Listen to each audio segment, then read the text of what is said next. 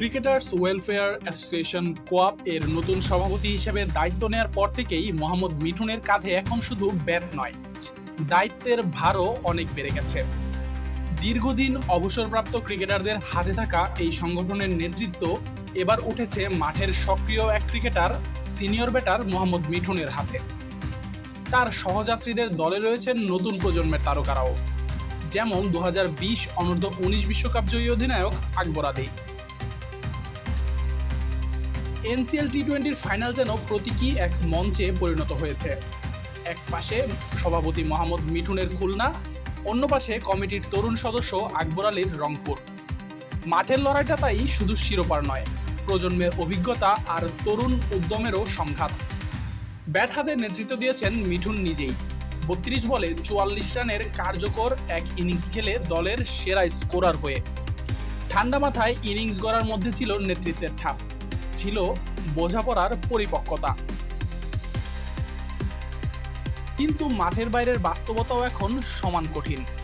বিসিবির সঙ্গে ক্লাবগুলোর চলমান মতবিরোধে ক্লাব ক্রিকেট প্রায় থমকে আছে। ঢাকা লিগের ভবিষ্যৎ নিয়ে অনিশ্চয়তা তৈরি হয়েছে।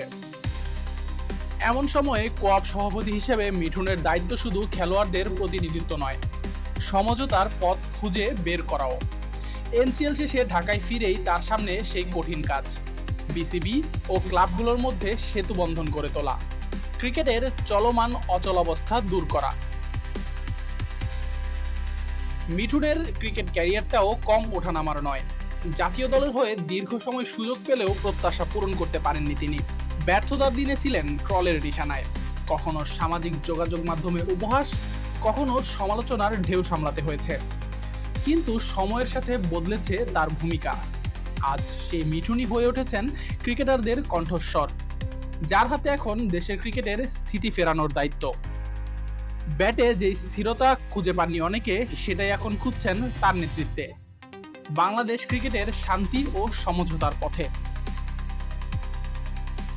আজ মাঠে তার ব্যাট যেমন দায়িত্বশীলতার প্রতীক, তেমনি সামনে প্রশাসনিক টেবিলে তার সিদ্ধান্তও হতে পারে বাংলাদেশ ক্রিকেটের পরবর্তী দিক নির্দেশক। মাঠে লড়েছেন ব্যাট হাতে, মাঠের বাইরে লড়তে হবে ক্রিকেটের ভবিষ্যতের জন্য। প্রেসিডেন্ট মিঠুনের এই দুই ফ্রন্টের লড়াই এখন সমান গুরুত্বপূর্ণ।